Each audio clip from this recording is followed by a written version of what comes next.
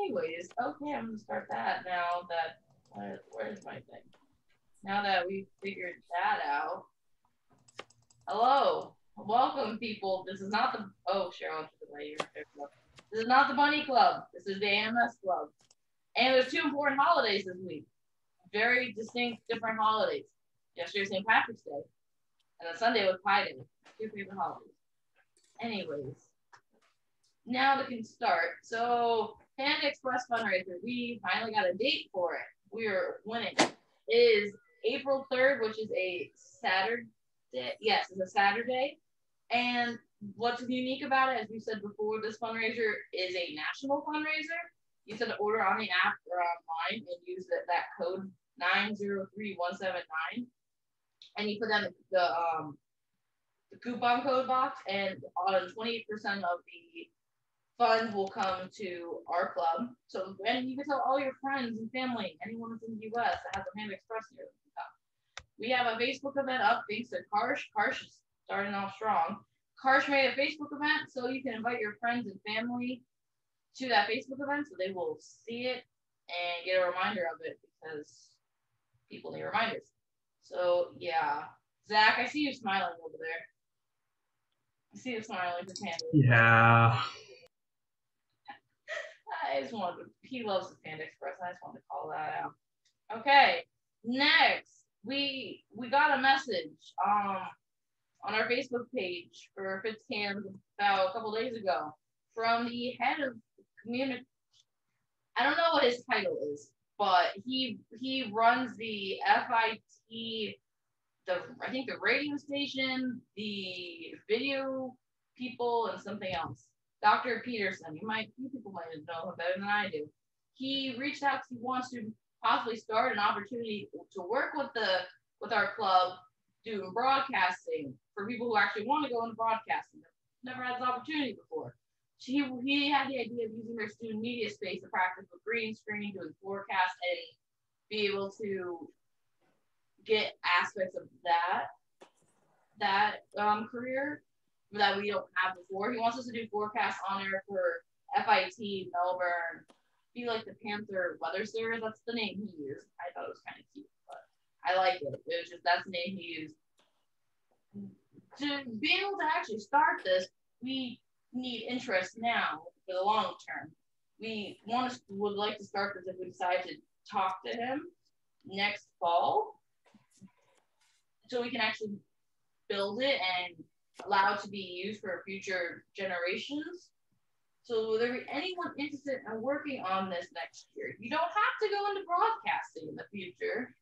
Something fun, I mean, you could be Anna and go into broadcasting. You don't have to, but be something fun to do. Anybody interested in possibly starting and working with people on it? Dr. L, do you have any words? I do. I mean, it sounds like a pretty great opportunity for a resume and for a potential job. I mean, we, remarkably so, Anna and I was online, of course, with a broadcast job at the moment. We've had quite a few students come through FIT, end up in broadcasting. So I'm not sure at the sophomore level they were sort of thinking that, but there are a lot of opportunities right now, and they continue to be. I don't think that's going to change anytime soon. So anyway, I somebody that's motivated, I think basically this would be, even if you don't go into broadcasting, I just think it's communications oriented and public outreach. It's good at multiple levels. You know, when I was a student, way long time ago at Northern Illinois, they had both radio and television, and you could volunteer. And I did that. I did the forecast on the radio, and would go over there, and you know, the live broadcast. It was fun. I did not go into broadcast meteorology, but it was a good opportunity. So yeah, so as Cassie's saying about, you don't have to be going into broadcast to enjoy something like that, or you know, give it a whirl. Okay. Yeah, I mean, it's and it's hard to know, but it's like when it shows up on a resume, it can open other doors. Just saying, you know. Okay, Can I add something? Yes. Yeah. So if you ever apply anytime in your career for a broadcast job, you have to have a reel, which is like a montage of videos of you doing the weather. So if you don't have any videos, like there's absolutely no way you can apply for a job. They don't even look at your resume, they just look at the reel. So if you have 1% interest in going into broadcast, it would be good to at least get a couple of videos so that you have something, or else you're like completely negating that opportunity. Yeah, and some of our students did it in the past because they were doing like an internship at a station and were able to borrow the facilities. So yeah, that's really good. And even if you're thinking of National Weather Service, some of the jobs in the Weather Service are communications oriented, public speaking. So anything, if they see, wow, you've been doing some outreach and public speaking, that could be a bonus. Yes, this is Arlena. I'll add on to what Professor Split just said. Having worked in the Weather Service for so long, and even in my current job, don't underestimate the amount of public speaking you have to do. And a big part of it is communicating the weather to a public audience. And that takes some practice. Don't expect to be able to do that right out the bat. And the earlier you can do it, the better you can do it. Okay, thumbs up. Okay. Okay, so we have enough people who have interest, so I mean, we can start spearheading it. I will start talking to Dr. Peterson. I'm a little nervous, but it'll probably be good. Yeah, I think it is good to do. I do want to go into it, but we just have to make sure we have people in the short term to be able to build it to the long term. So I want to make sure we actually. Cassie, you sound like you're in a tin can. Is there anything you can do with your? I don't know if it's just me, but you don't. Your sound quality is not so great. Want to switch speakers real quick? Let's do that. Okay. You turn it off. Okay. Wait, turn the mic off.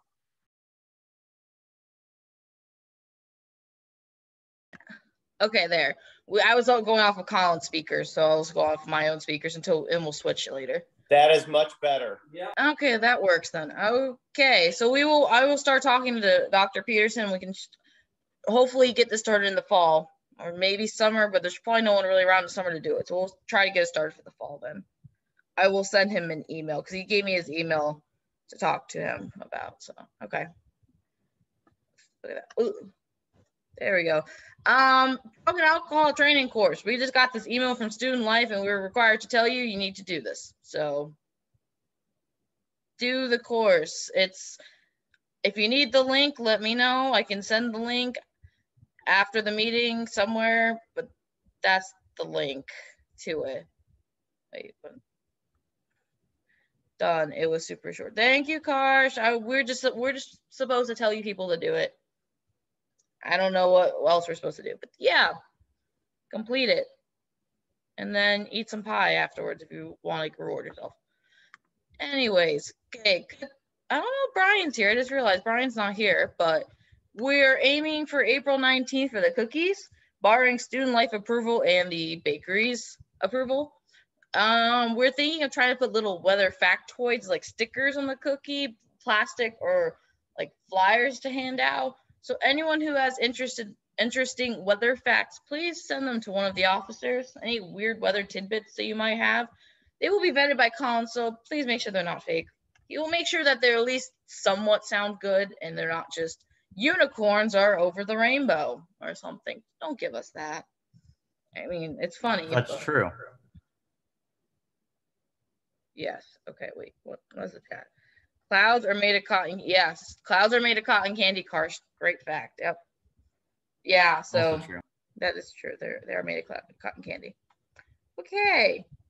Why is my PowerPoint is not working well today? That's my oh, it's Fabian's. You know what? This is a great date to pick. It's Fabian's birthday. We've got him cookies for his birthday. You know, that was a good one on my part. Good to know. Okay, finally, or not finally, but game night with Valpo.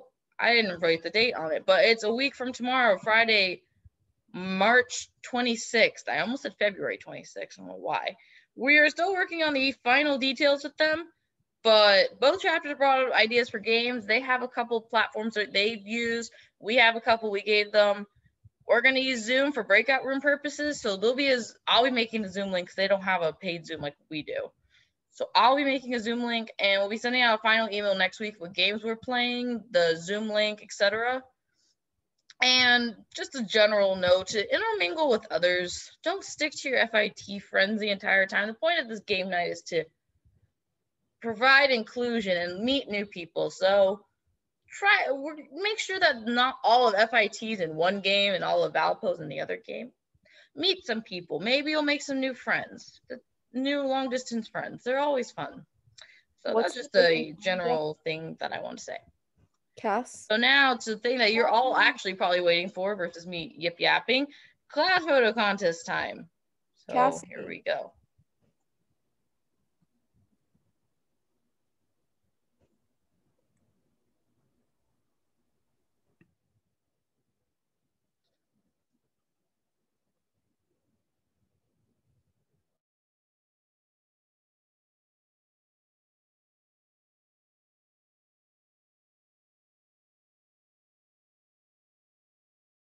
The date and time is February. Oh, I didn't say not February. March 26th at, was it 6? Yeah, 6 p.m. I forgot to say the time, so that's probably important. I thought they said 6.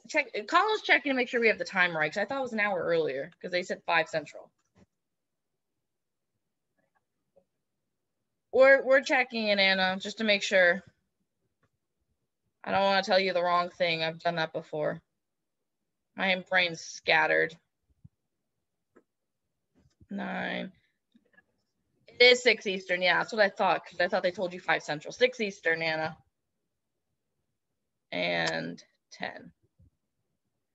And now I'm going to open it and then start going backwards. Let me open the poll. Launch. And I'm going to start going backwards now while that's going. Can you see good, you can see the poll. Okay.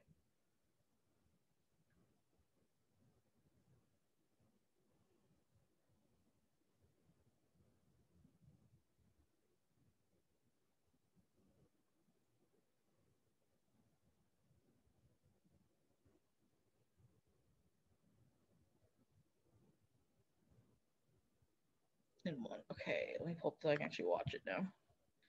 We're at 7. Oh God, this one's going all over the board this time. Also, ignore my parentheses thing. I just reused the poll and I forgot about it. Okay, we're missing 1 person voting. Did anyone not vote?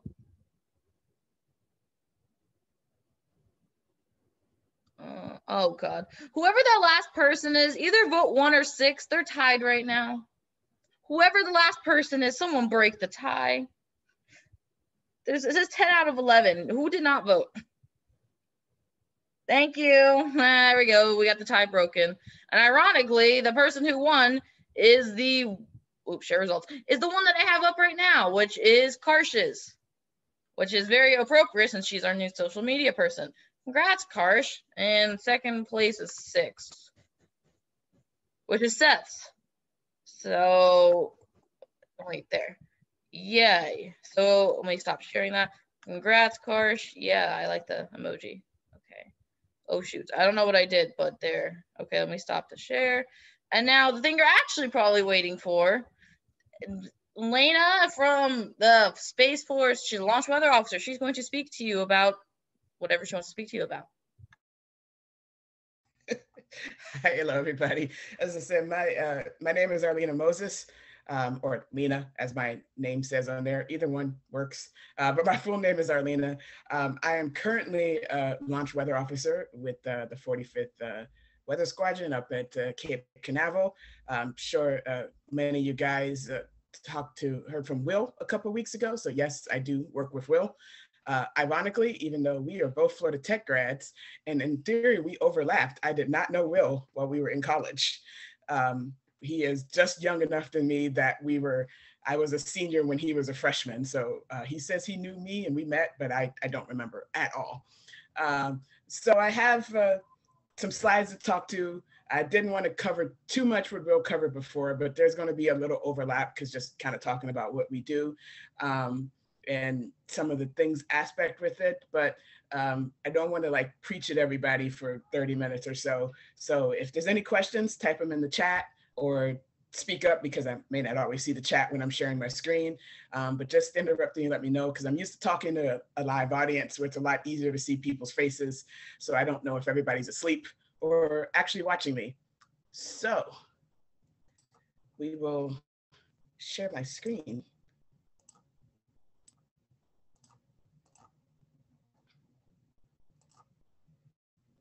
And all right, can everybody see the presentation? Just one yes, verbally. Yep. Yes. Okay, great. So, because I suck at titles, we just called it a 5th Cam meeting presentation. This is a great shot from the roof of the building where we work at on base there at Cape Canaveral. We are, as you could probably quite tell, we are actually nowhere near the launch pads, or most of the launch pads, which is a good thing, because if something happened, we definitely want to be in a safe area. But this was a neat shot from the Starlink 17 launch about 3 weeks ago. I'm starting to lose track. Yeah, let's say about 3 weeks ago, which is pretty neat, where we walked outside and we had this lovely low cloud fog / stratus deck, probably more fog. This is about the roof of the building. We're approximately on like a 3rd floor level, watching the launch of that rocket. So it was a neat shot. And kind of get started, talk a little bit about me. I'm originally from the DC area. That's where I grew up, and several generations of my family, and I escaped because I really didn't want to stay there. Came down to Melbourne to attend Florida Tech. Never had heard of the school before until one of my guidance counselors were like, you should check out this school in Florida. And I was like, FSU? And they're like, no, Florida Tech. And I was like, what? And the rest is history. I graduated with a bachelor's degree in 2005 in what was then called environmental science, a meteorology option. I don't know if that's still what the program is called. Somebody let me know what the degree is now. No, everybody speak at once. Somebody. It's meteorology now. Yeah, it's meteorology. It's just meteorology. Okay. Yeah. Okay. I thought it changed, but I wasn't sure. But yeah, so technically my degree title is environmental science, but obviously still meet all the basic guidelines that normally you'll see for looking at meteorology programs as a career. Kind of overlapping that time, I started in a program when I was in high school, where I got placed at Naval Research Lab, which is headquartered in DC. So not the meteorology division out in Monterey, but I was actually in the space sciences section in DC, right there on the Potomac River, beautiful view. And got started as a kind of actually working through GW there. My, I guess, boss, we'll call him, who's actual Dr. George Carruthers, and I did not realize how important he was in the space sciences field until the past couple of years. If you look his name up, he just unfortunately recently passed away last year, but remarkable man, did quite a bit to advance the fields in space imaging, and got a job initially working as a kind of a contractor, and then he pushed me into doing what then was called the STEP program, which was a student transitional employment program, and did that for a couple of years. Took a break and did some retail jobs there in Melbourne while I was in school. And then I was lucky enough to start volunteering with the Weather Service, I believe in about 2003, maybe the first part of 2004. I know part of it got interrupted by kind of the busy 2004 fall season that would have been my junior year, and started kind of as what was then called the STEP program, which they now call Pathways, in 2004. Once you're in this kind of both as a STEP student and a SCEP student, you are technically a federal employee. And so since 2004, I've had been in the federal government with no breaks in service. And then back in 2019, so about a year and a half ago, in the summer of 2019, I came back up to Melbourne I was in South Florida at the time, and started working what was then the Air Force, and then the Space Force, of course, was created that fall. And we're now my unit's part of the Space Force with the 45th Weather Squadron as a launch weather officer. So just for kicks and giggles, I went back to find some pictures because I did have a camera through most of my college time of some fun pictures I found from college, at least ones that weren't of completely random things or clouds, because I'm sure as we all have as meteorologists or similar fields, we all have a lot of pictures of clouds, and I was no exception.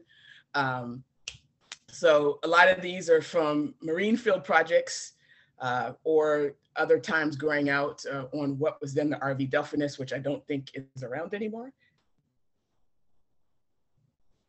I get silent, so I guess no. It's no, it's not around. You're right. It's not around anymore.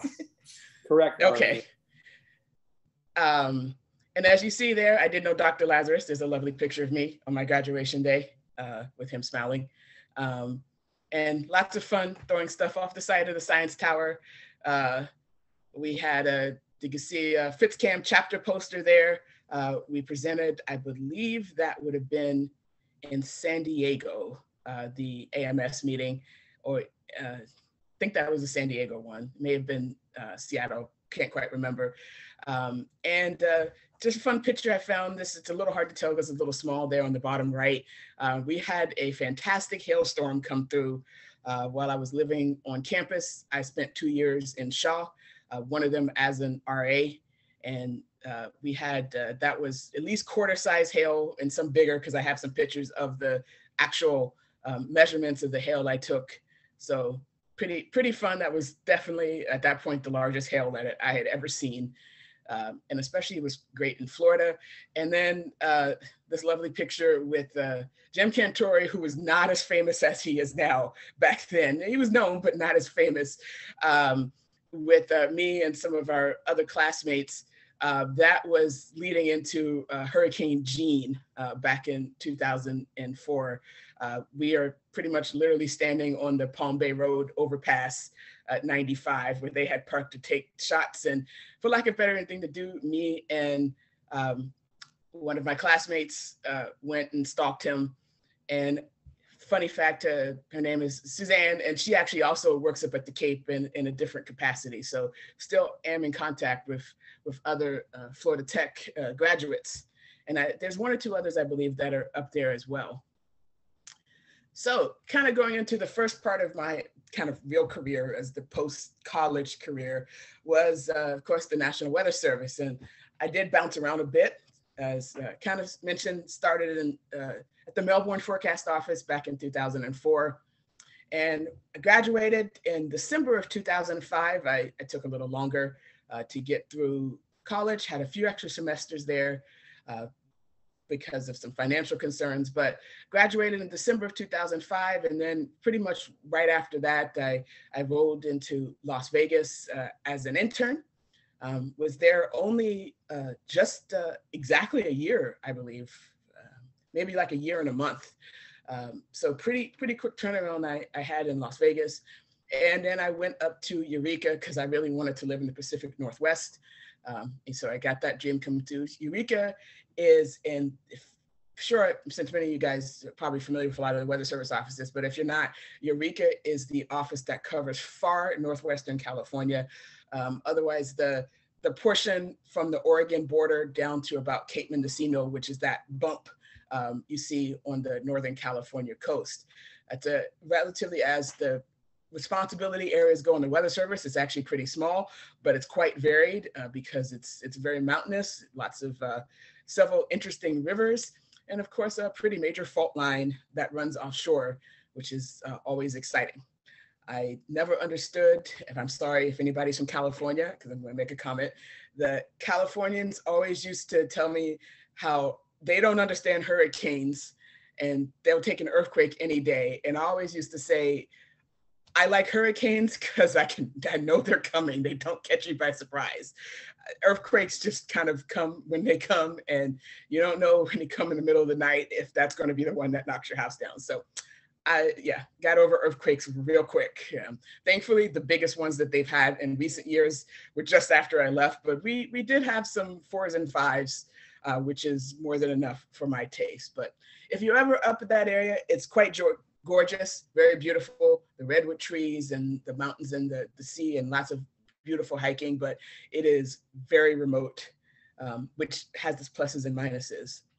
But I was there about 2 years, and then I was able to come kind of what we call lateral, or in the same position, same level, come back to the Melbourne forecast office, still kind of in that journeyman forecaster position, and which is, we call kind of a junior forecaster at that time. They've restructured a bit since then, and was in Melbourne for 6 years, back in Melbourne, I should say, at the office, 6 years, and then got a position as a lead forecaster in the Miami office, which I spent about 4 years until I started my current job in 2015. So overall, you know, weather service, at least in past years, people did bounce around quite a bit. So my time is pretty representative of what a lot of people used to do.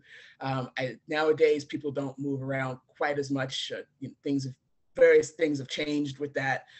But, you know, it's still, I found definitely, I would not have wanted to spend all my time in one office. Definitely getting around and seeing, you know, the desert climate of Las Vegas and the kind of Mediterranean maritime climate of Eureka was definitely interesting, instead of just spending kind of all my time here in Florida. And also the difference in culture and as well. So just also because I like pictures, lots of pictures of me grinning, doing fun stuff in the weather service. Definitely enjoyed my time, all the 15 years I spent doing that.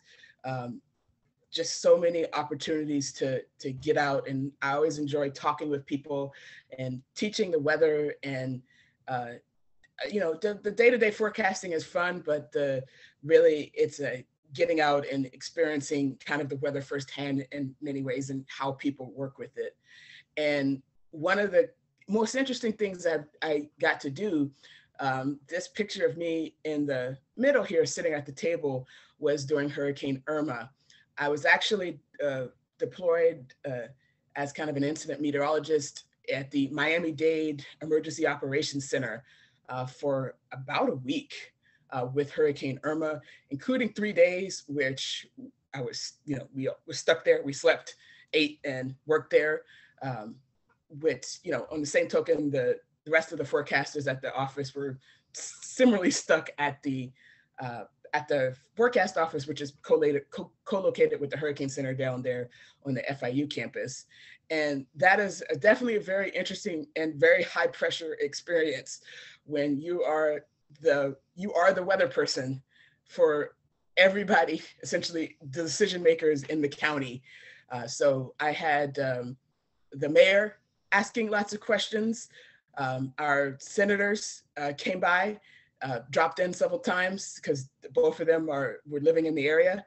So at that time it would have been Marco Rubio and someone else. It wasn't Rick Scott as it is now, but Rick Scott was the governor at that time. So they dropped in and they'll ask questions, and you know, think mayors from the different cities.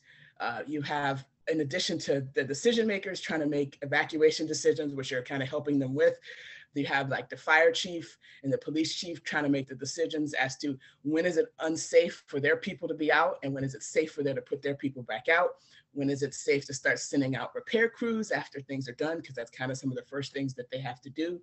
And then just people, because all of this, we're people who are living this experiences with our families and our homes under threat as well. Because for a good portion of this, remember, Hurricane Irma was expected to make landfall very, very near Miami, or at least in Miami-Dade County, as either a Cat 4 or a Cat 5. And it was only that last minute kind of jog into Cuba that really pushed it a little west there. So the landfall was in Collier County. And, you know, bringing that up, there's also another forecaster who was in Collier County doing the same thing that I was doing in Miami-Dade County. And both counties, Miami-Dade and Collier, have significant storm surge concerns. And going out and during some of the storm surge surveys after Irma, we did get up to 10 feet of surge in some portions of Miami-Dade County, and they had similar in Collier County as well. And it's just the same way when you see after effects of tornadoes, going out firsthand to see what water and things have done to people's homes is definitely a sobering experience with that. But also, not to get too down, a lot of fun stuff. One of my fun pictures of their smiling, that was in Las Vegas.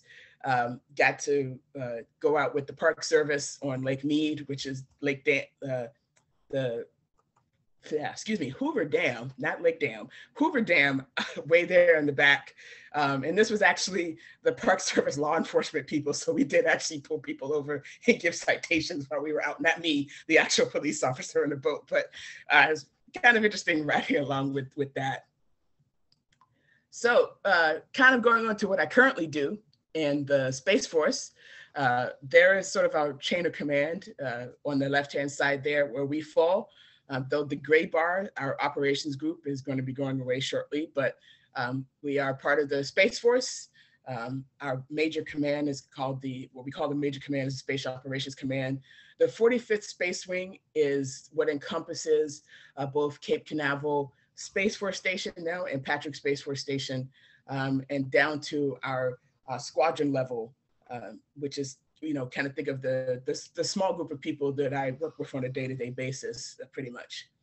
And our primary responsibility for all the different aspects of our squadron is working towards providing the weather support for both air, because there are flights out of there, they do have military flights out of Patrick, and space operations at not just Cape Canaveral and Patrick, but also we do the weather for the Kennedy Space Center as well. So basically the whole Cape area, inclusive of the Kennedy Space Center, which is not military, it's actually NASA, but we do the weather for them as well.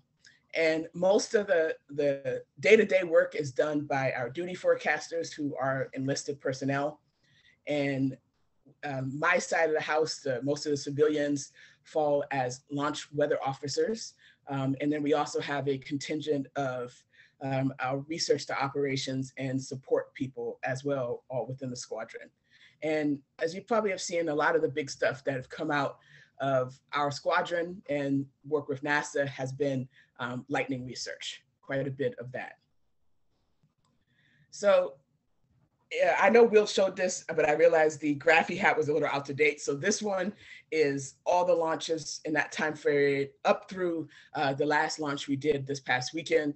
And I always like to show it, and it's one of the big things we show when we talk about what we do, just to show how much weather has an impact on launch operations. And that's just launches. That's not including, as I'll show in another slide, all the things that surround a launch. This is literally just, we're trying to put the rocket into space operations. And the way we look at it is, out of all the attempts we had, which is 702 attempts to launch a rocket, initially 447 of them went to launch and 255 of them scrubbed. And you can dial down to what happened in those cases and the reasons why. But overall, it comes out to almost a quarter of all of our launch countdowns are impacted some way by weather. There may be actually a little bit higher, especially with SpaceX during their booster recovery operations out at sea. A lot of times those don't get filed as weather, they get filed as mission assurance or customer issues because they are not something we're directly, always directly forecasting for, and it's not happening at Cape Canaveral. So this number may be actually a little higher there. And one thing also I like to bring up when we talk about launch weather officers, and everybody kind of gets the idea of, we say launch weather, that's the big thing. And that is, I would say, out of all the work we do, maybe 5 to 10%. And that is what we call in the execution phase. So we split launching a rocket into 3 phases: the generation phase, execution phase, and recovery phase. And the vast majority of our work and our day-to-day operations deal with the generation phase, which is, you know, the spacecraft and payload, which is what the payload being what is actually launched, for instance, a satellite or people in some cases. So all those things arriving on station. As you can see and you can guess, these are very large parts and very weather sensitive parts. So usually we provide not just forecast, but oftentimes active weather watch for these operations as well. We have many launches have dress rehearsals, both a kind of paper dress rehearsal where we're just going through practicing, and also what we call wet dress, when they actively fuel the rocket but don't launch, to what SpaceX does, which is called a static fire, which is where they fuel it and light it but don't let it go, and you know, they let it burn for about 7 seconds, and that is how they test theirs. Also, you know, rolling the rockets to the pad. All the rockets are essentially assembled in buildings. They vary whether they're assembled horizontally or vertically. Atlas is assembled vertically and essentially rolled as a tower out to the pad. Delta and SpaceX are assembled horizontally in their buildings, rolled out to the pad, and then lifted, which is pretty neat to watch. Think about how large of these things are, and essentially somebody's lifting them like you're standing up out of bed. So of course, you know, we're talking about things that are hundreds of feet tall. So also very weather sensitive. So, and then, you know, those are kind of the active things that are going on. Even leading up to this, there's a whole lot of kind of liaison work between us as launch weather officers and what we call our customers on the range. So, you know, SpaceX, ULA with Atlas and Delta, NASA is considered a customer. And, you know, there's a lot of operations happening on the Cape. And each of us launch weather officers essentially has a partner that we're primarily responsible for making sure that their weather needs on the Cape are being met. And I, as a kind of guest talked about a bit, I do one of the SpaceX officers. We actually, unlike a lot of the programs, SpaceX actually has 2 because we are just launching fast and furious quite a bit. And they also are one of the newest customers on the range, at least for now. We may have a couple others later this year. And then, of course, the ideal thing is we launch and we get our payload into orbit successfully. And then for SpaceX especially, there's a recovery phase. Either it's bringing the booster back, or in the case of when we're using the Dragon capsules, either for crewed missions or for cargo to ISS, those of course splash down into the Atlantic or the Gulf. So that requires quite a bit of weather support as well. And even especially for the crewed launches are a vast lot of lead up, because where some things may be less sensitive for launching a satellite into orbit, when we're talking people, you know, we have to get this right. So there's quite a bit of practice, there's quite a bit of meetings and talk about leading up to this to make sure that we go as smoothly as we can for crewed missions. So I bring this up because I also have some examples again. One of the big things we're doing when we're in that execution phase or the launch phase is we're evaluating weather criteria. And there's 2 types of weather criteria. There's what we call the user criteria, or the things that, say, SpaceX has identified they have concerns with. And then there's the Lightning Launch Commit Criteria, or LLCCs, and we consider these the big safety ones. And this is the concern that when the rocket is launched, either it is launched into an already electrified cloud, like a thunderstorm, or when it's launched, it can actually trigger its own lightning. And there've been a couple cases when this has occurred. And as we know, when things get struck by lightning, there's quite a bit of current and lightning. And very sensitive electronics in our payloads and rockets.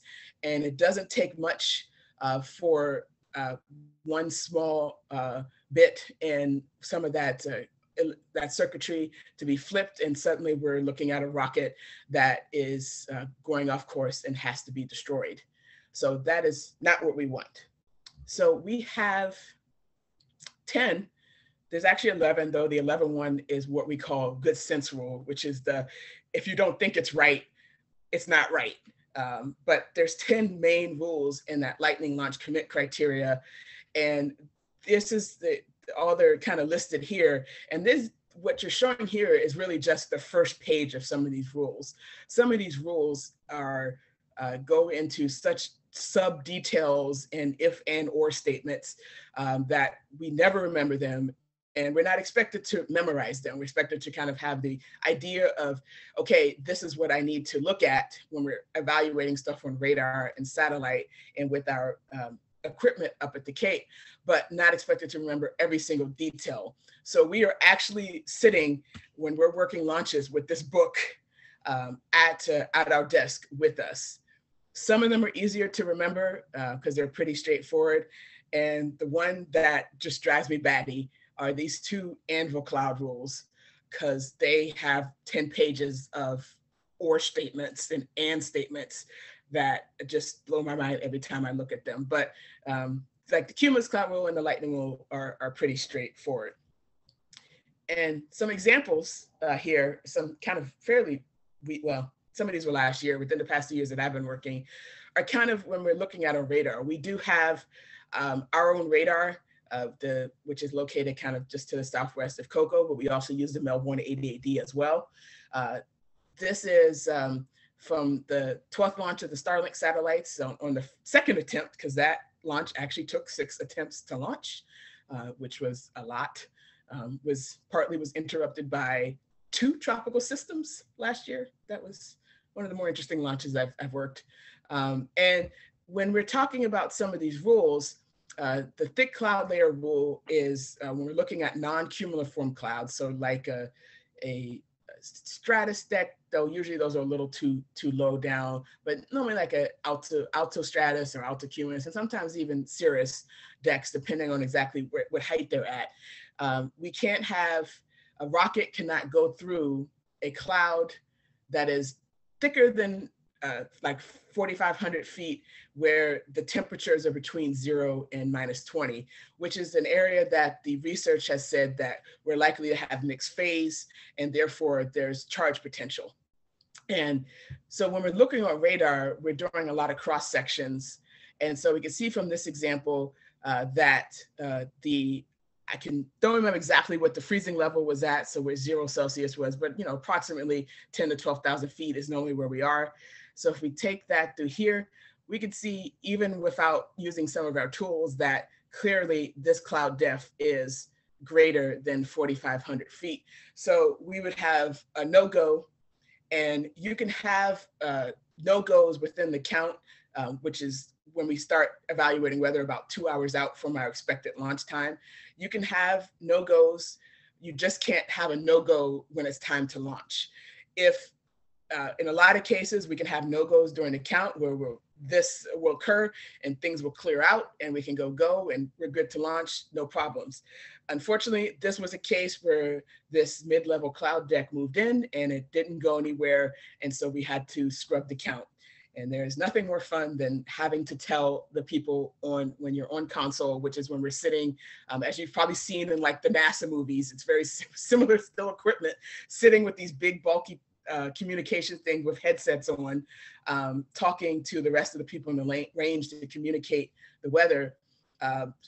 Lovely telling them that, sorry, the weather's not going anywhere and we're probably not launching today. We don't actually make the call that we're launching or not. We just report the weather, and that decision is made either by the range, which is the range safety people, or the customers. And this example on the right-hand side is a little more where this was the 4th attempt to launch that 12th Starlink batch, where this was a convective event, and there's just all sorts of things going on that violated several rules, right up to our plan T0, so we weren't able to launch. Conversely, this is from that first picture that I showed. This is that launch. This is to look at the nighttime microphysics satellite imagery, which is my most favorite thing that has come out of going to the GOES R series.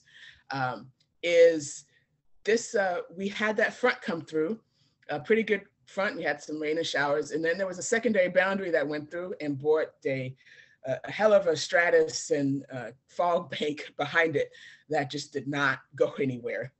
But even though you would think, oh my goodness, we can't launch through clouds, because this cloud deck was warmer than +5 for consideration as a cumulus deck, or 0 degrees Celsius if we're looking at it as that thick cloud layer. And the other thing we're looking at is that it was not visible on radar. It was below 0. Well, we say not visible in quotation marks, but it was below, the echoes from the clouds were below 0 dBz. We were actually able to launch because this was not violating any criteria, and made for an interesting launch. Went pretty quick because into the cloud deck. But we were able to launch, even though, at first glance, you'd be like, you can't launch in that. And what's pretty neat is if you look kind of where my mouse is, there's a little bit of a teal streak that is actually the plume from the rocket. And they do actually normally get caught by the satellite imagery. It's always pretty neat to see. And so I always like to summarize when we talk about all of our launch criteria, and a big part of what we do.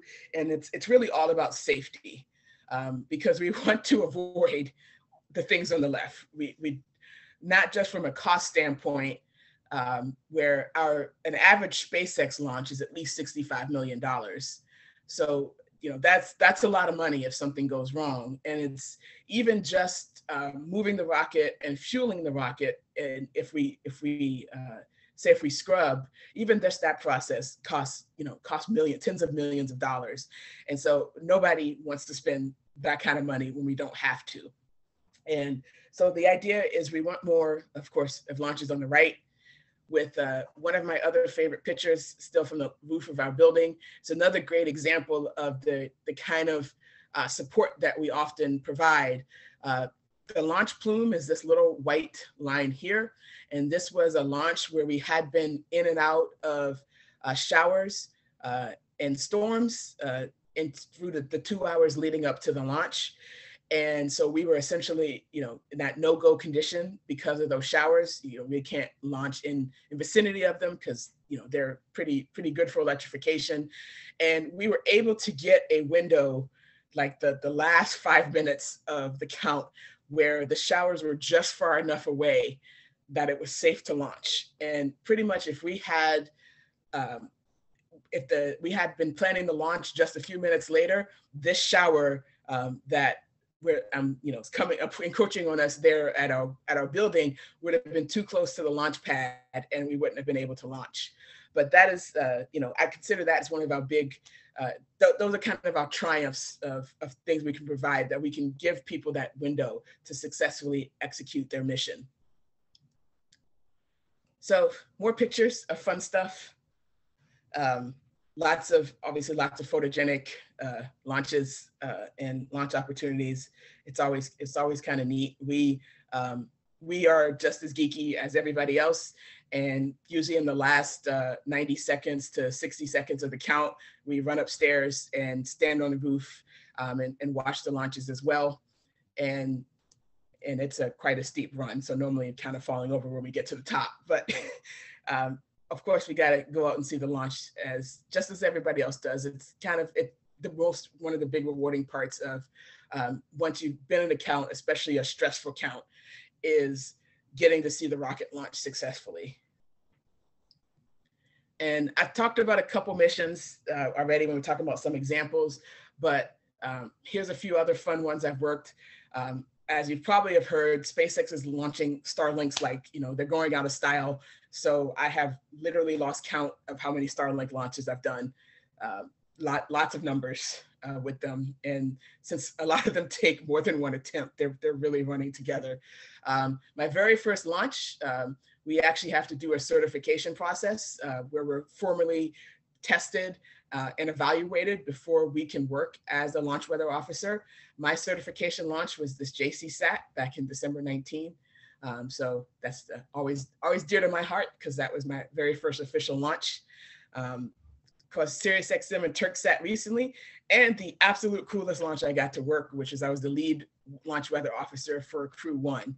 That was a lot of work, but of course, nothing beats successfully and safely having the first official crew in 10 years launch from American soil, go to the space station. That was just awesome. And also getting to speak and brief the astronauts is pretty neat as well. Funny story with that was, even though we all have practices and we go through stuff, actual day of launch, I had done my brief, and it was our responsibility to show our slides for the other technical people who had to brief the astronauts, and I accidentally muted everybody. So thankfully somebody else had the channel open, and they're like, "Arlena, we can't hear you. We can't hear anybody." So it only took a couple seconds for me to unmute. But oh man, nothing was so embarrassing as that when you're in just kind of this situation. But not anything serious, but a little embarrassing. But thankfully it went off. The launch otherwise went off without a hitch. And so I end with this. I have a funny video kind of related to that. I quite enjoy it. I take my earbuds out for a second here.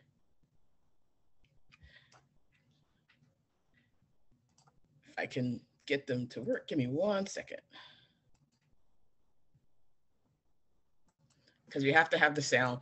This is one of the funny videos somebody took during one of our launches, and that is me standing there watching the landing of, I believe this is Starlink Launch 8. Doing my little victory dance after it successfully landed. And that got posted to the Space Force's Twitter account. So lots of people saw that. So that is kind of all I have. Does anybody have, let me stop playing it so we don't hear me wooing in the background. Does anybody have any questions or comments or anything with that? No, just silence. I do. But I'm going to go back quite a ways. I had a question going back to your stint in Miami at the Emergency Operations Center. And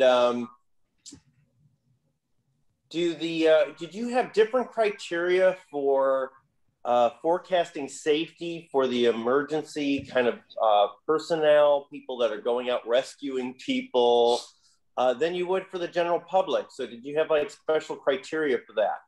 Yes, they set what's safe for them.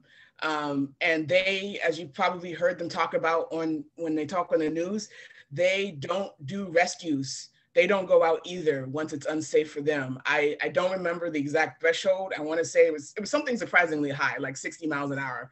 And that was for the fire trucks. The police cars can't go out that high, but the fire trucks are pretty solid.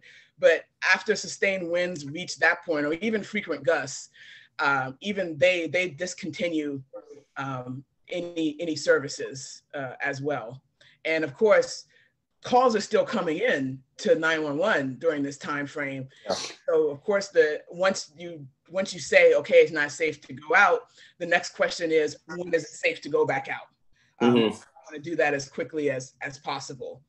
And obviously, usually for the general public, we talk about tropical storm force winds. And I would say the biggest thing when you're talking to the general public versus the emergency management community is we get more specific and more detailed for the emergency management community, because they know what they need and they know what they need to do with it. And they need that information to make those life safety decisions. For the general public, we always err on the side of caution, which is you're giving you're giving them that margin of error. So if people don't listen, which they generally don't in many cases, they're not putting themselves in harm's way quite as quickly as they otherwise would be. Okay, and then those decisions you make for them, are they based on the sustained winds or the gusts? Usually it's sustained winds, but honestly, frequent gusts have the same impact as sustained winds. And we're not making the decisions for them, it's decision support. So we're telling them, they say this is the criteria that we need for whatever purpose. And we say you're meeting that criteria or you're not meeting that criteria. And the same thing is actually in my current job as a launch weather officer. The customer sets criteria outside of those lightning, because the lightning ones can't be waived, but the customer criteria, for instance, SpaceX says we can't fly through winds that are greater than 20 miles an hour. We're like, okay, winds are 20 miles an hour. SpaceX can make the decision based on their knowledge of their equipment to waive that. And so it's still the customers and the focus have changed, but the job is still similar in the sense that you're doing the decision support with weather. Thank you. Yeah. I have a question. Yeah, sure. Sorry. I'm curious, does everybody who ends up working in the type of position you have, do they start first at the National Weather Service? Is that like the normal route? Because I imagine they're looking for a fair bit of experience. As a launch weather officer? Yes. So I don't know the history, but right now, out of the 8 civilian launch weather officers we have, 6 of us used to be in either the Weather Service or NOAA. That may just be coincidental because, as you said, there's a lot of overlap with the job duties, and we are GS-13s, so you can't just pull people off the street. You have to have a fair bit of experience. But we do have the 2 people who weren't former Weather Service or NOAA, because we did have somebody who actually used to be a NOAA hurricane hunter, which is I think, pretty cool. Awesome. And the 2 people who weren't former Weather Service were retired from the Air Force into their jobs. So they had been Air Force weather officers, and then they retired in that position. One guy to the point where literally he retired from the Air Force on Friday and started in his current job on Monday. Wow. Okay, thank you.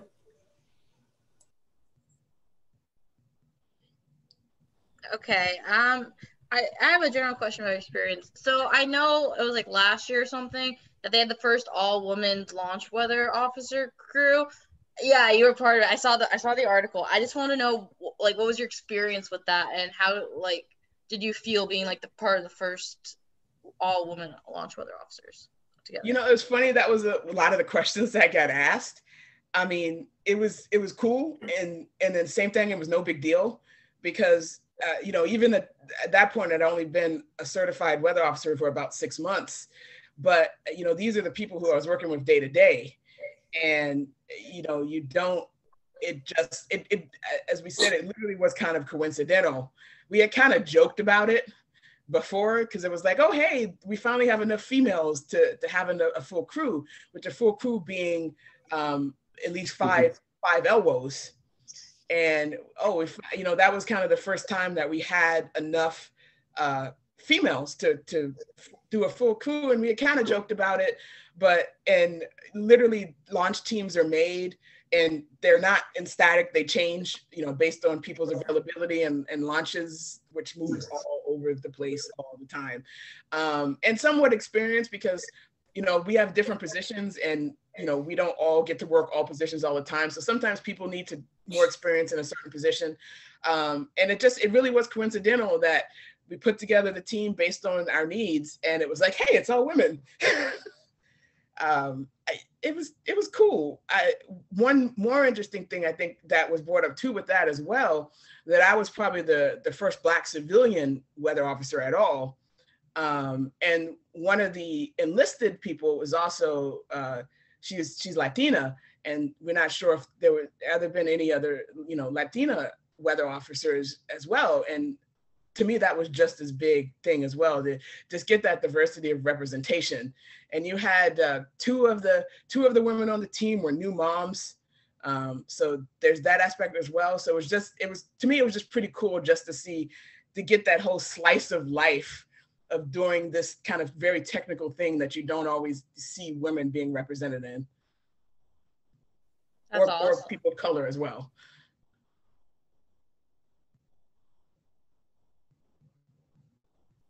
I had a quick question.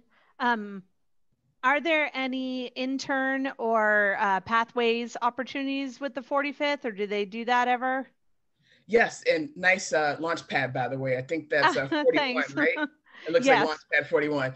Yeah. That's scary that I can recognize them by sight now. But so we actually, I'm not familiar with how the program is. The program in the Air Force is called Palace Acquire. And we do have an intern, so to speak, who is about to time out, honestly. And I don't think, now he's graduated. I believe he started in the program after graduation. I think it's the intent of getting people just after graduation and getting them the experience in the Air Force. So I don't really know about like a traditional, like you're in college and you work with us kind of program. I don't think that's really available just because of security concerns. We do have, because of the nature of some of our missions, we do have security clearances that have to be considered, and the building we work in is secure. So like I have to like go through a guard and pin in to get into the building. So, and even then some of the rooms in the building are also secured. So yeah, we've been to the Cape once. Okay. Yeah, we've been there once. So there's a lot of security concerns. So I'm not sure it's really easy to get people in that nature, but I do know there is at least the Palace Acquire program is out there for at least either soon to be or recent college grads. Yeah, we have both heard of Palace Acquire, me and my sister. It looks like a really great program. So thank you. The gentleman who's in it, who I'm sure if you ping him, he'd be happy to speak about it.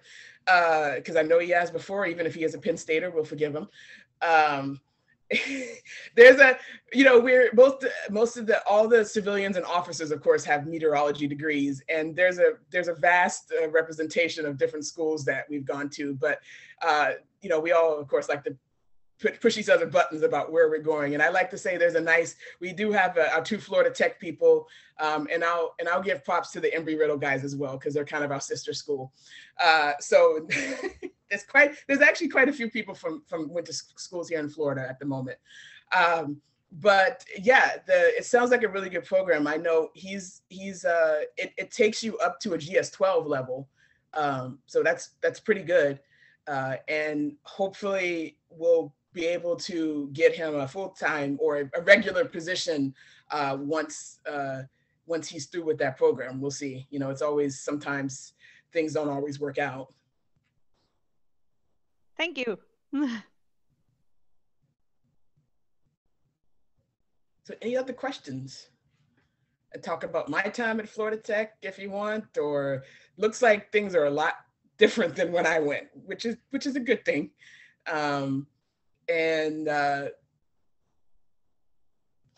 Whatever else, I'm happy to talk. Or if you want to ping me on Twitter afterwards, do that too. I have one more question. Do you have, I probably don't have what you would consider a typical day when you're working at the 45th for a launch or whatever, but is there like a normal set of things you do during a day when you're on shift? Well, we don't have shifts really, especially nowadays, things are a lot more fluid. But when we have a launch, it's a very prescribed set of actions that we have to do. We literally have a checklist that we go through. On what we'll call like an administrative day, like when I'm working most of the time, no, it can vary. It can vary a lot. It's not like the weather service where I walk in expecting to do one thing and then the shift blows up and suddenly just who knows what I was planning on doing because all this other stuff happened in between. You know, it's still a lot more, I would call it, I like to call it the administrative trivia, a lot of stuff, a lot of talking to our customers, coordinating things, lots and lots of planning launch times because the launches are just all over the board. Right. SpaceX is launching almost once a week. So that keeping track of the launch times is a job almost in and of itself. Especially the very fun one, we worked Saturday night when we had the time change in the middle of our launch time. So, because we have to do stuff both in local and Zulu time. And then there's also the launch clock, which is its own clock. And just, yeah. Yeah, that's very complicated. It was complicated. If you want to see a bunch of very highly intelligent people just lose their minds, that was that launch time. Once we got there, it was fine. It was everything leading up to it, especially because it was a launch in the middle of the night. So nobody wants to come in earlier than they have to. So that was fun. But yeah, I have programming experience. So I do a lot of, and everybody found out I have programming experience because I volunteered for a couple of projects and suddenly I do all the projects, but I enjoy it. I like programming. And so I do a lot of programming some of our tools to streamline a lot of our processes. A lot of the day-to-day stuff that like the duty forecasters have to do, grabbing some of the data that we have to do. I'll take this week, for instance. I had SpaceX and NASA had some weather questions about previous launches. So it was spent the past week, me and another coworker spent the past week digging up the weather data for them to help them draw some conclusions about something that may have happened. So that was, and then we had a conference call about it today. Also, of course, the hurricane season is coming, and we do, as our unit does tropical briefings for our area of responsibility. And I designed the tool to make those briefings easier. So somehow I'm now on the tropical team. And so we had a meeting with the HERVAC software creators to talk about what their software is not meeting for our needs. And then also we did training with them to train some of our new guys about how to use the software. So I sat in on that as well. I had to finish up a launch report from a launch 2 launches ago because I was slow with doing it. So we have to do these detailed reports after a launch. And somewhere in there, I was trying to do some, we have training. We do monthly training. We have monthly reoccurring training. So that was Monday. And we do that actually in conjunction with both the launch weather officers at Vandenberg, which is the 30th Weather Squadron, and with the Wallops Island launch weather officers as well. So all the launch sites here in the US. So there's 3 of them right now. So we did training with them and meetings and more meetings and meetings and meetings and still more meetings and meetings about meetings and meetings for planning meetings. This was a busy week. Normally it's not quite that busy. I was gonna say, it sounds just about as busy as I would expect. This was a pretty busy week. And initially I was supposed to do the launch on Saturday. Well, it was Saturday. Now I don't know what it moved to, but I was doing the launch on Saturday and then somebody else was on the launch and then the launch moved and then they couldn't do the launch. So now I'm back on the launch, which is sometime next week. So there's some prep forecasts that have to be done for that. Which I may start on tomorrow. So yeah, this week was not typical, but that is how busy they can get. Thank you. Kelly has a question she put in the chat. Is there a set time that you have to declare go, no go before T-0 in situations where conditions could clear up close to launch time?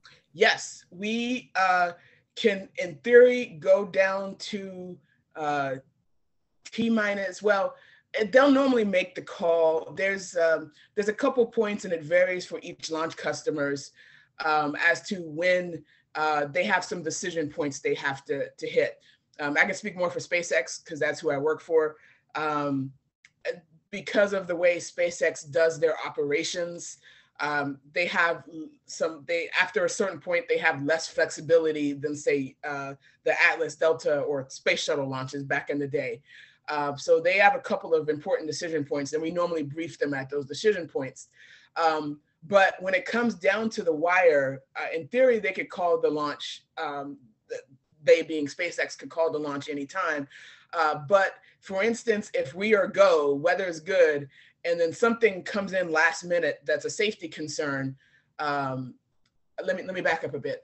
The user criteria, or those criteria that SpaceX wants us to monitor, expire at a certain point, some seconds to minutes before our T0. The safety concerns go all the way down to T-minus 2 seconds. After 2 seconds, at least for SpaceX, it is safer to launch the rocket than it is to try and stop the rocket launch.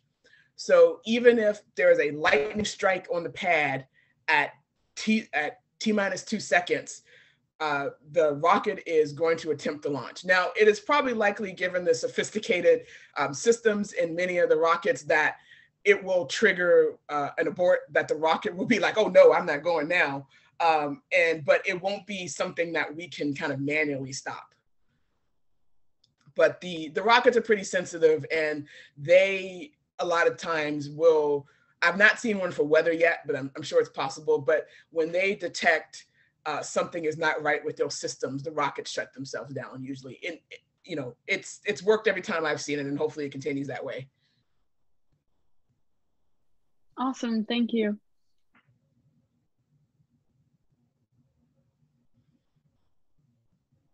So, no more questions?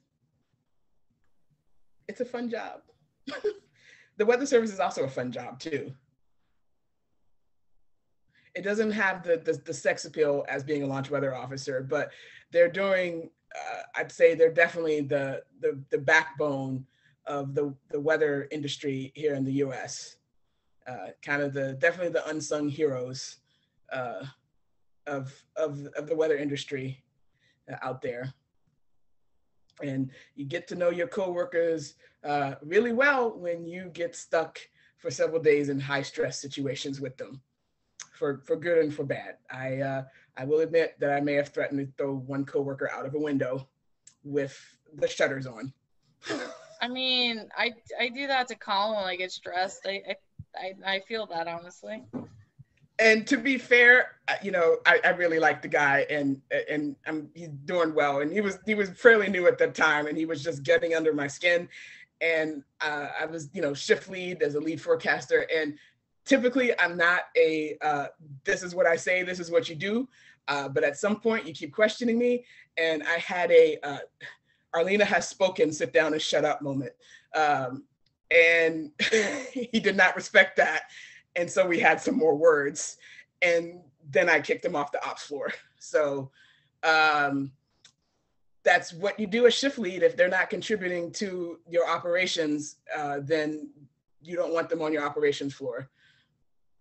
I have kicked managers off the operations floor. I've kicked supervisors, my supervisor off.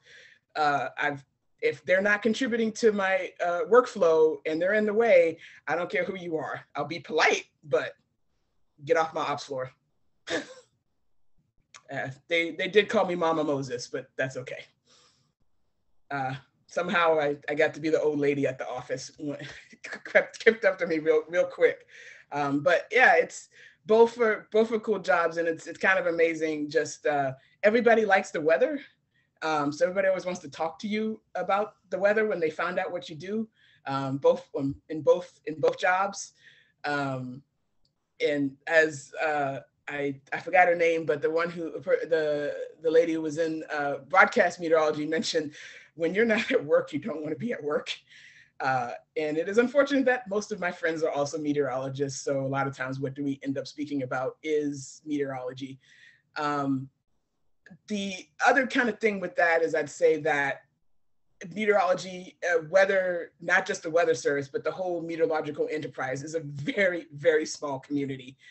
And you will run into people years later that you didn't think you were ever going to see again, which is the case of one of the guys I was working with, who I worked with 12 years ago.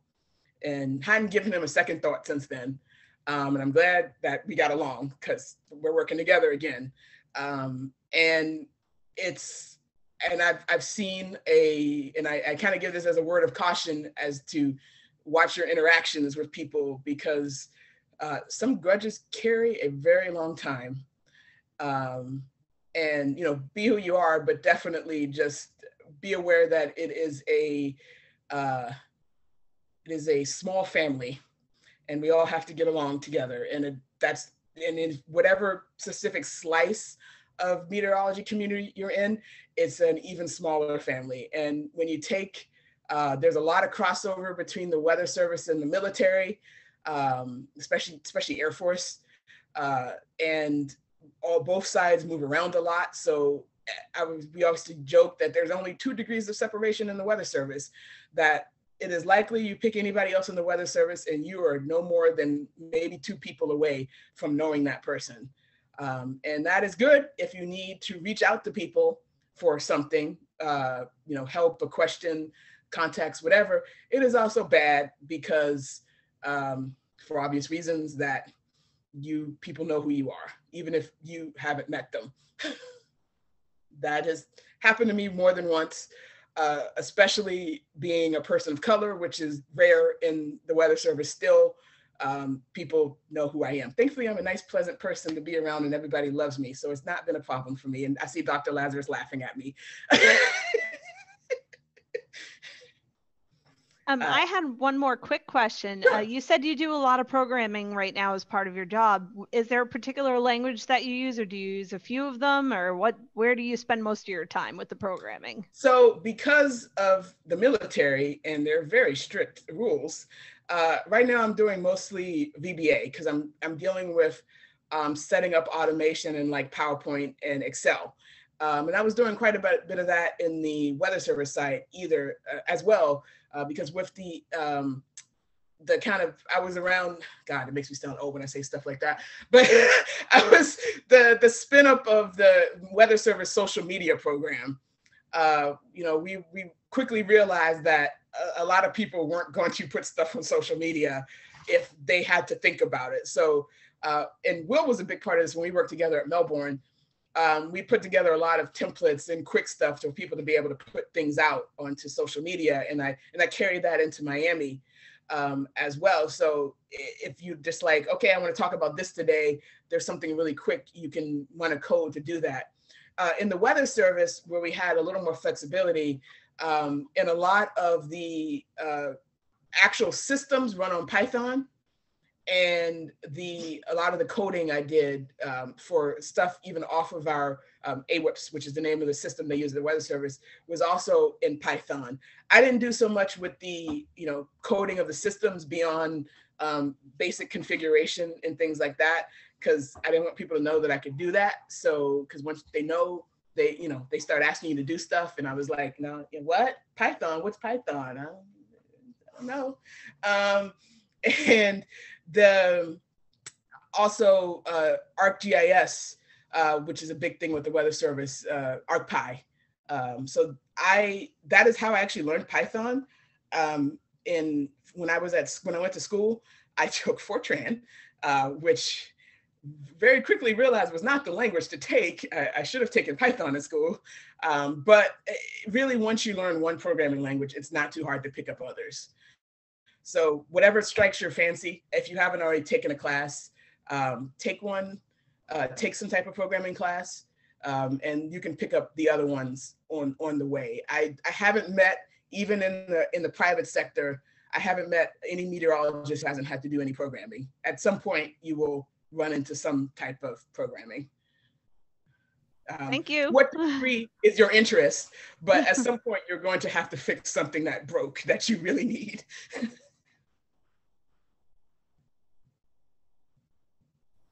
I put her Twitter in the chat so you all know what it is. I wanted to say that just in case people weren't looking. Yes, if you do follow me, please let me know who you are. If you don't, I follow back all weather people, but if you don't have something explicitly about weather in your description, let me know who you are. because otherwise I'll just be like, I don't know who that is. Why am I following them? But I post a lot of weather stuff, weather safety, because that's a big advocacy thing of mine. Just because I left the weather service didn't mean I left the weather safety stuff. I'm a tropical nut because that's what I did That's what I did for years, both in Melbourne and Miami. It was tropical systems, and lots of pictures of my animals, which I was about to say, because I saw you post a picture of your cat the other day. Oh, or no, was your dog or your cat, or do you have both? I have 2 cats and a dog. Okay, I did see a picture of a cat because I got very worried that I was mixing up cats and dogs. Yes. Good. I saw the picture the dog, of your cat. as you saw, has been patiently, he's my executive assistant since I've been working from home mostly. And, you know, he likes to lay down on the job. Split came back. Oh, Split's scary. Yes. I could also tell some stories about Dr. Lazarus and Professor Split. Ooh, that's the good stuff, though. Ooh. Nothing bad. Wow, Mr. Split's mouth looked like it's like a trough drop there.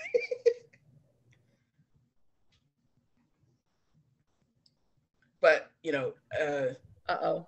But we also have student stories. Yeah, we do. Oh. Yes. I do imagine it goes both ways. So we have Split stories about the time he crashed into that pole. The time where he walked into the pole. You don't remember that time? He straight up walked into a pole. It was the greatest thing. It's because you're walking with Colin and then you guys separated ways. And you Hold on. He departed the prepared path. Therefore, obstacle clearance was not assured.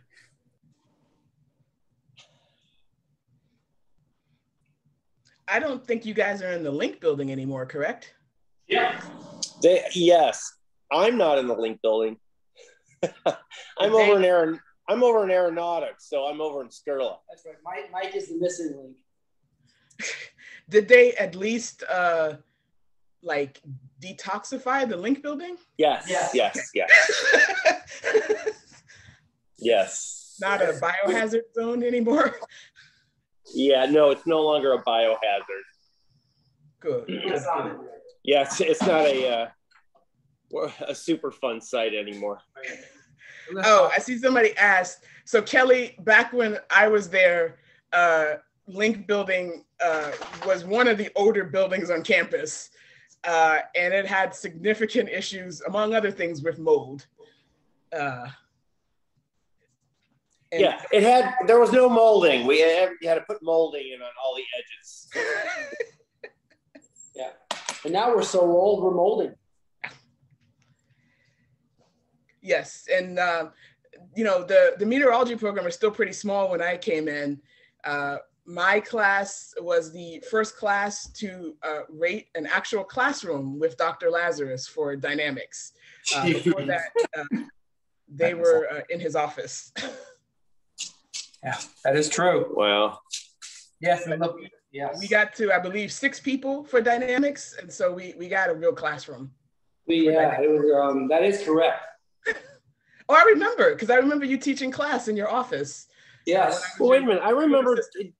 I remember doing synoptics with you, and we were in those A-frame rooms that had the giant computers. Like the students would hide behind them. Wasn't I your first synoptics class? Yes. Yeah. That's when there was the equation generator. I almost wore my Florida Tech meteorology T-shirt that I still have. It isn't shredded to little parts. Still together with Got Cape. Yes. Unfortunately, it was in the laundry, so I couldn't wear it. The meteorology program, I think, was from the mid-90s or so. Yeah.